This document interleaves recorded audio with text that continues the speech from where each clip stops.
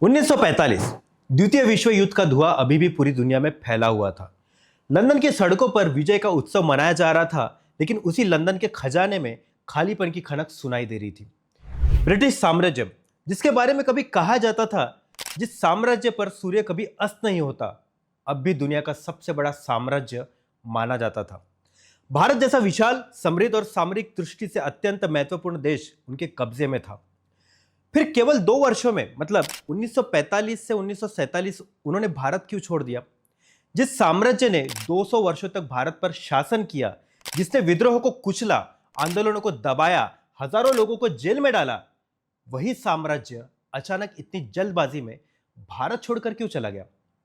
इस प्रश्न का उत्तर उतना सरल नहीं है जितना बहुत से लोगों को समझते हैं। हमें स्कूल में पढ़ा जाता है कि गांधी जी के असहयोग आंदोलन या नेताजी की आजाद हिंद सेना के कारण ब्रिटिश भारत छोड़कर चले गए। लेकिन दोस्तों, सच्चाई उससे कई अधिक जटिल है। यह युद्ध, अर्थव्यवस्था, विद्रोह, वैश्विक राजनीति और लंदन में सत्ता परिवर्तन की ऐसी कहानी है जो एक ही समय में कई दिशाओं में घट रही थी। आज के इस भाग में हम उन वास्तविक कारणों की खोज करेंगे, एक साम्राज्य के अस्तित्व का अंत कैसे हुआ, इसकी सच्ची कहानी। नमस्कार दोस्तों, मैं हेमंत दड़ो आप सभी का दिल से स्वागत करता हूं आज के इस विशेष भाग में। 20वीं शताब्दी की शुरुआत में ब्रिटिश साम्राज्य पृथ्वी के लगभग 1/4 भूभाग और जनसंख्या पर फैला हुआ था। कनाडा, ऑस्ट्रेलिया, अफ्रीका के अनेक देश, मध्य पूर्व और निश्चित ही भारत, ये सब ब्रिटिश ताज के अधीन था। लेकिन इस पूरे साम्राज्य में भारत का स्थान कुछ अलग ही था। भारत को कहा जाता था the jewel in the crown, अर्थात मुकुट का रत्न। पर ऐसा क्यों कहा जाता था? क्योंकि भारत केवल एक उपनिवेश नहीं था, भारत ब्रिटिश अर्थव्यवस्था की रीढ़ था।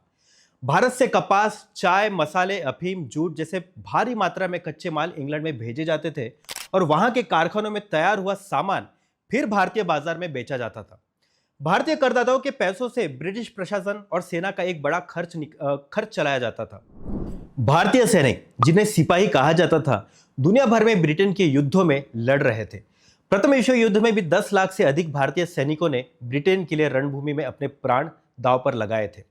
भारत केवल एक बाजार नहीं था, वो एक सैन्य शक्ति का स्रोत भी था, जिसकी ब्रिटेन को एशिया, अफ्रीका और मध्य पूर्व में अपना प्रभुत्व बनाए रखने के लिए आवश्यकता थी।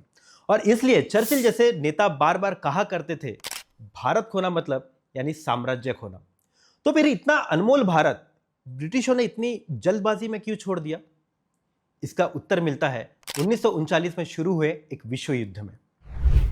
द्वितीय विश्व युद्ध मानव इतिहास का सबसे विनाशकारी युद्ध था और ब्रिटेन ने इसमें विजय तो प्राप्त की, लेकिन इस विजय की कीमत अकल्पनीय थी। लंदन पर जर्मन बमबारी ने शहर को लगभग खंडर बना दिया था। लाखों घर नष्ट हो गए थे, हजारों नागरिकों की मृत्यु हो चुकी थी। देश की औद्योगिक क्षमता पूरी तरह युद्ध सामग्री बनाने में ही खर्च हो गई थी और सबसे बड़ा आघात पहुंचा था अर्थव्यवस्था को। युद्ध से पहले ब्रिटेन दुनिया का सबसे बड़ा ऋणदाता देश था। युद्ध के बाद वही ब्रिटेन दुनिया का सबसे बड़ा कर्जदार देश बन गया था। अमेरिका से लिया गया भारी ऋण, युद्ध सामग्री पर हुआ खर्च और नष्ट हो चुकी औद्योगिक व्यवस्था, इन सब के कारण ब्रिटिश खजाना पूरी तरह खाली हो चुका था। और विडंबना यह थी कि जिस भारत को ब्रिटेन अपनी जागीर समझता था, उसी भारत से युद्ध के दौरान ब्रिटेन ने इतना अधिक उधार लिया था कि युद्ध समाप्त होने के बाद स्वयं ब्रिटेन भारत का ऋणी बन गया था। इतिहासकार इसे स्टर्लिंग बैलेंसेस कहते हैं, अर्थात युद्ध के दौरान भारत द्वारा उपलब्ध कराए गए सामान और सेवाओं का वो मूल्य जिसका भुगतान ब्रिटेन को भारत को करना था। एक और यदि साम्राज्य बनाए रखना था तो सेना चाहिए थी, प्रशासन चाहिए था और धन चाहिए था। लेकिन दूसरी ओर अपने ही देश में खाद्यान्न की कमी, बेरोजगारी और पुनर्निर्माण की विशाल चुनौती सामने खड़ी थी। अब एक साम्राज्य चलाना जिम्मेदारी नहीं बल्कि बोझ बन चुका था। और यहीं से शुरू होती है वो कहानी जहां आर्थिक वास्तविकताएं राजनीतिक निर्णयों को आकार देने लगती है। युद्ध के बाद ब्रिटेन के सामने एक सीधा लेकिन भयावह प्रश्न था। देश की जनता को भोजन, घर और रोजगार दिया जाए या विदेशों में फैले साम्राज्य को संभाला जाए। भारत में सेना तैनात रखना, प्रशासनिक व्यवस्था चलाना और कानून व्यवस्था बनाए रखना, इन सब का खर्च अत्यंत भारी था। और इसी समय भारत में भी महंगाई चरम पर पहुंच चुकी थी। 1943 का बंगाल का अकाल, जिसमें लाखों लोग भूख से मर गए थे, इसने ब्रिटिश प्रशासन की क्षमता और नैतिकता दोनों पर प्रश्न चिन्ह खड़ा कर दिया था। ब्रिटिश अर्थव्यवस्था इतनी बुरी तरह चरमरा चुकी थी कि देश के पुनर्निर्माण के लिए भी पर्याप्त धन उपलब्ध नहीं था। ऐसी स्थिति में भारत जैसी विशाल और उग्र होती जा रही उपनिवेश पर नियंत्रण बनाए रखना आर्थिक दृष्टि से लगभग असंभव होता जा रहा था। साम्राज्य अब लाभ का सौदा नहीं था, वो घाटे का बोझ बन चुका था। लेकिन बात केवल पैसों की नहीं थी। इसी दौरान भारत में भी ऐसी घटनाएं भी होने लगी जिन्होंने ब्रिटिश सत्ता की नींव को ही हिलाकर रख दिया था। द्वितीय विश्व युद्ध के दौरान नेताजी सुभाष चंद्र बोस भारत से बाहर गए और पहले जर्मनी और फिर जापान की सहायता से उन्होंने खड़ी की आजाद हिंद सेना अर्थात इंडियन नेशनल आर्मी। उनका केवल एक ही लक्ष्य था कि हथियारों के बल पर भारत को ब्रिटिश शासन से मुक्त कराना। आजाद हिंद सेना ने बर्मा की सीमा से भारत में प्रवेश करने का प्रयास किया। कुछ क्षेत्रों में उन्हें सफलता भी मिली, लेकिन अंततः इस सेना को सैन्य दृष्टि से भी बड़ी सफलता प्राप्त नहीं हो सकी। लेकिन युद्ध समाप्त होने के बाद जो हुआ वो शायद किसी सैन्य विजय से भी अधिक महत्वपूर्ण साबित हुआ। 1945 में ब्रिटिश सरकार ने आजाद हिंद सेना के अधिकारियों पर लाल किले में राजद्रोह का मुकदमा चलाने का निर्णय लिया, लेकिन इसका परिणाम ब्रिटिशों की अपेक्षा के बिल्कुल विपरीत निकला। इस मुकदमे ने पूरे भारत में जबरदस्त जन आंदोलन खड़ा कर दिया। हिंदू, मुस्लिम, सिख सभी धर्मों के लोग इन अधिकारियों के समर्थन में सड़कों पर उतर आए। आम जनता और विशेष रूप से ब्रिटिश भारतीय सेना के सैनिकों के बीच ये भावना फैलने लगी थी कि ये अधिकारी देशद्रोही नहीं है बल्कि देशभक्त है। दोस्तों, इतिहासकारों के बीच आयन के वास्तविक प्रभाव को लेकर मतभेद है। कुछ इतिहासकारों के अनुसार इसका प्रभाव सीमित था, जबकि कुछ का मानना है कि इसने भारतीय सेना की निष्ठा पर गहरा प्रभाव डाला। लेकिन एक बात पर अधिकांश इतिहासकार सहमत हैं कि इस मुकदमे ने भारतीय सैनिकों और आम जनता के मन में एक नई चेतना पैदा की कि ब्रिटिश सत्ता के विरुद्ध हथियार उठाने वाले गद्दार नहीं है बल्कि वीर है। और यही चेतना कुछ ही महीनों बाद एक और बड़ी घटना को जन्म देने वाली थी। फरवरी 1946 मुंबई के बंदरगाह में लंगर डाले ब्रिटिश भारतीय नौसेना के जहाजों पर कुछ असाधारण हुआ। रॉयल इंडियन नेवी के भारतीय नाविकों ने विद्रोह कर दिया और इसके कारण थे खराब भोजन, नस्लीय भेदभाव, कम वेतन और निश्चित रूप से आजाद हिंद सेना के मुकदमे से उत्पन्न हुई असंतोष की लहर। शुरुआत में मुंबई के कुछ जहाजों पर शुरू हुआ यह विद्रोह देखते ही देखते कराची, चेन्नई, कोलकाता सहित पूरे भारत के 78 से अधिक जहाजों और नौसैनिक अड्डों तक फैल गया। लगभग 20,000 नाविक इस विद्रोह में शामिल हो गए थे। और सबसे महत्वपूर्ण बात यह थी कि मुंबई की सड़कों पर आम जनता भी इन नाविकों के समर्थन में उतर आई थी। मजदूर संगठन, विद्यार्थी और सामान्य नागरिक सभी ने इस विद्रोह का समर्थन किया। और ब्रिटिश सरकार के लिए यह एक बेहद चौंकाने वाली चेतावनी थी, क्योंकि अब तक भारतीय सेना और नौसेना ये ब्रिटिश शासन का सबसे विश्वसनीय आधार माना जाता था। यदि वही सैनिक और नाविक विद्रोह करने लगे तो ब्रिटिश सत्ता आखिर किसके बल पर टिकेगी? अनेक इतिहासकारों के अनुसार यह विद्रोह एक स्पष्ट संकेत था कि भारतीय सशस्त्र बलों की निष्ठा को अब स्वाभाविक मानकर नहीं चला जा सकता। निसंदेह ये अकेला कारण नहीं था, लेकिन साम्राज्य की नींव को हिलाने वाले अनेक कारणों में से ये एक महत्वपूर्ण कारण अवश्य था। लेकिन दोस्तों, ये कोई अलग थलग घटना नहीं थी। इन सभी घटनाओं की जड़ में थे दशकों से चल रहे जन आंदोलनों की लगातार उठती लहरें। रॉयल इंडियन नेवी का विद्रोह या आजाद हिंद सेना कोई अचानक हुई घटनाएं नहीं थी। उनके पीछे था दशकों का संघर्ष। 1920 का असहयोग आंदोलन, 1930 का नमक सत्याग्रह, 1930 और 1932 का सविनय अवज्ञा आंदोलन और सबसे महत्वपूर्ण 1942 का भारत छोड़ो आंदोलन। गांधी जी द्वारा दिया गया करो या मरो का नारा केवल एक घोषणा नहीं था, वो एक राष्ट्र की अंतिम इच्छा शक्ति था। किसान, मजदूर, विद्यार्थी, महिलाएं, समाज के हर वर्ग के लोग इन आंदोलनों में शामिल हुए। भूमिगत आंदोलनों ने गुप्त रूप से संपर्क तंत्र खड़ा किया और प्रशासन को ठप करने का प्रयास भी किया। यह सच है कि इन सभी आंदोलनों ने सीधे ब्रिटिश सत्ता को नहीं गिराया, लेकिन उन्होंने उससे भी कहीं अधिक गहरा काम किया। उन्होंने धीरे धीरे ब्रिटिश शासन की नैतिक वैधता को खोखला कर दिया। दुनिया को और स्वयं ब्रिटिश जनता को भी यह स्पष्ट दिखाई देने लगा कि भारतीय जनता अब विदेशी शासन के अधीन रहने के लिए तैयार नहीं है। देखिए, दमन के बल पर आंदोलनों को रोका जा सकता था, लेकिन भारतीयों की स्वतंत्रता की आकांक्षा को नहीं रोका जा सकता था। और यह केवल भारत तक सीमित नहीं था, वैश्विक स्तर पर भी परिस्थितियां तेजी से बदल रही थी। द्वितीय विश्व युद्ध के बाद की दुनिया युद्ध से पहले की दुनिया से पूरी तरह अलग थी।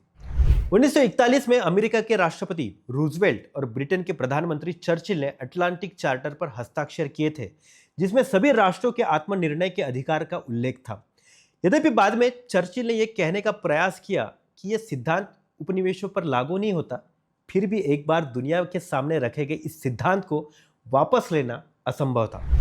अमेरिका अब दुनिया की सबसे बड़ी महाशक्ति बन चुका था और अमेरिका को पुराने यूरोपीय उपनिवेशवाद के प्रति विशेष सहानुभूति नहीं थी। दूसरी ओर सोवियत रूस साम्राज्यवाद के विरुद्ध खुलकर अपनी भूमिका निभा रहा था। संयुक्त राष्ट्र की स्थापना हो चुकी थी और आत्मनिर्णय का अधिकार इस नई वैश्विक व्यवस्था का एक मूलभूत सिद्धांत बनाया जा रहा था। एशिया और अफ्रीका में उपनिवेशवाद के विरुद्ध लहर तेजी से फैल रही थी। ऐसे वातावरण में भारत जैसी विशाल और प्रतिष्ठित उपनिवेश पर बलपूर्वक नियंत्रण बनाए रखना ब्रिटेन के लिए अंतर्राष्ट्रीय स्तर पर भी लगातार अधिक कठिन और शर्मनाक होता जा रहा था। लेकिन इन सभी बाहरी दबाव के साथ साथ स्वयं लंदन में भी सत्ता का समीकरण बदलने वाला था। जुलाई 1945, जिस विंस्टन चर्चिल ने ब्रिटेन को द्वितीय विश्व युद्ध में विजय दिलाई थी, उसी चर्चिल को चुनाव में करारी हार का सामना करना पड़ा था। ब्रिटिश जनता को युद्ध काल का नेता नहीं चाहिए था, उन्हें ऐसा नेता चाहिए था जो युद्ध के बाद टूट चुके इंग्लैंड को फिर से खड़ा कर सके। घर, रोजगार, स्वास्थ्य सेवाएं और सामाजिक सुरक्षा यही जनता की प्राथमिकताएं थी। क्लेमेंट एटली के नेतृत्व में लेबर पार्टी सत्ता में आई और एटली सरकार की प्राथमिकता थी देश का पुनर्निर्माण, राष्ट्रीय स्वास्थ्य सेवा, इन सब की स्थापना और एक कल्याणकारी राज्य का निर्माण करना। साम्राज्य को बनाए रखना उनकी प्राथमिकताओं में बहुत ऊपर नहीं था। चर्चिल जैसे नेताओं के लिए साम्राज्य राष्ट्रीय गौरव का प्रतीक था, लेकिन एटली और उनके सहयोगियों के लिए भारत अब ऐसा प्रश्न बन चुका था जिसका बोझ आर्थिक और राजनीतिक दृष्टि से उठाना संभव नहीं रह गया था। और इसी कारण एटली सरकार ने एक स्पष्ट निर्णय लिया, भारत को जितनी जल्दी संभव हो स्वतंत्रता दे दी जाए। दोस्तों, अब एक बार पीछे मुड़कर देखते हैं। एक और था युद्ध से पूरी तरह तबाह हो चुका ब्रिटिश अर्थतंत्र, भारी कर्ज का बोझ और साम्राज्य को संभालना अब असंभव हो चुकी वास्तविकता। दूसरी ओर थी आजाद हिंद सेना और उसके मुकदमे ने भारतीय जनमानस तथा सेना के भीतर पैदा की हुई चेतना।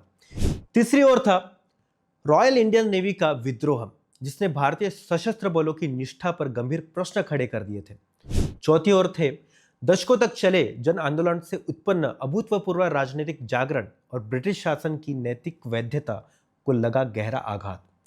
पांचवी ओर था बदलता हुआ वैश्विक परिदृश्य और उपनिवेशवाद के विरुद्ध बढ़ता अंतर्राष्ट्रीय दबाव। और छठी ओर था स्वयं लंदन में हुआ राजनीतिक सत्ता परिवर्तन, जिसने साम्राज्य की बजाय देश के पुनर्निर्माण को प्राथमिकता दी। ये सभी कारण एक ही समय में एक दूसरे को शक्ति देते हुए साथ साथ काम कर रहे थे। अधिकांश इतिहासकारों का मानना है कि भारत की स्वतंत्रता इन सभी कारणों के संयुक्त प्रभाव का परिणाम थी, किसी एक घटना या किसी एक नेता या किसी एक आंदोलन का नहीं। आर्थिक अनिवार्यता, सैन्य अस्थिरता और जन आंदोलनों का दबाव और अंतर्राष्ट्रीय राजनीति, ये सभी कारण एक साथ आए और एक साम्राज्य के अंत का कारण बने। फरवरी 1947 में इटली सरकार ने घोषणा की कि जून 1948 तक भारत को सत्ता हस्तांतरित कर दिया जाएगा, लेकिन वास्तव में यह तिथि और भी पहले कर दी गई, 15 अगस्त 1947। लॉर्ड माउंटबेटन को इसकी जिम्मेदारी सौंपी गई और केवल कुछ ही महीनों में इस विशाल उपमहाद्वीप का भविष्य तय कर दिया गया। इस जल्दबाजी का एक अत्यंत पीड़ादायक परिणाम भी हुआ, विभाजन। लाखों लोगों का विस्थापन, हिंसा और असीम मानवीय पीड़ा, ये सब स्वतंत्रता के उस ऐतिहासिक क्षण के साथ हमेशा के लिए जुड़ गए। देखिए, स्वतंत्रता का आनंद का क्षण था, लेकिन वो पूर्णतः निष्कलंक नहीं था। और इसलिए आइए एक बार फिर उस प्रश्न पर लौटते हैं जो हमने शुरुआत में पूछा था कि यदि ब्रिटिश साम्राज्य इतना शक्तिशाली था तो उसने भारत को इतनी जल्दबाजी में क्यों छोड़ दिया। तो उत्तर स्पष्ट है, साम्राज्य बाहर से शक्तिशाली दिखाई तो देता था, लेकिन भीतर से वो युद्ध के कारण खोखला हो चुका था, आर्थिक रूप से टूट चुका था और नैतिक रूप से भी कमजोर पड़ चुका था। और भारतीय जनता, भारतीय सैनिकों तथा दुनिया भर में बदलते राजनीतिक वातावरण ने मिलकर उस कमजोरी को उजागर कर दिया था। दोस्तों, आजादी कभी भी एक ही दिन में नहीं मिलती। वो अनेक पीढ़ियों के त्याग, असंख्य अनाम लोगों के बलिदान और सही समय पर सही दिशा में एक साथ बहने वाले इतिहास के प्रभाव से जन्म लेती है। ब्रिटिशों ने भारत इसलिए छोड़ा क्योंकि साम्राज्य को बनाए रखना अब असंभव हो चुका था, आर्थिक दृष्टि से, सैन्य दृष्टि से, नैतिक दृष्टि से और राजनीतिक दृष्टि से भी। लेकिन ये आज़ादी हमें इसलिए मिली क्योंकि लाखों भारतीयों ने, चाहे वे सत्याग्रही से रहे हो, सैनिक रहे हो, नाविक रहे हो या सामान्य नागरिक, हर एक ने अपनी अपनी तरह से इस संघर्ष में योगदान दिया। ये इतिहास ऐसा है जिस पर हमें गर्व होना चाहिए, लेकिन इसके साथ साथ हमें यह भी सिखाता है कि बड़े परिवर्तन कभी भी केवल एक कारण से नहीं होते, वे अनेक धागों से मिलकर बुने जाते हैं। तो दोस्तों, क्या आपको यह इतिहास पहले से पता था? आपके अनुसार इनमें से सबसे निर्णायक कारण कौन सा था? युद्ध का आर्थिक प्रभाव, आजाद हिंद सेना, नौसेना विद्रोह या वैश्विक राजनीति? अपनी राय नीचे कमेंट में अवश्य बताइए। यदि आपको यह वीडियो पसंद आया हो तो लाइक करना मत भूलिए, चैनल को सब्सक्राइब कीजिए और इस इतिहास को अधिक से अधिक लोगों तक पहुंचाने के लिए इस वीडियो को शेयर कीजिए। मिलते हैं अगले एपिसोड में, तब तक कि आप कुछ ना कुछ पढ़ते रहिए, क्योंकि पढ़ोगे तो बढ़ोगे।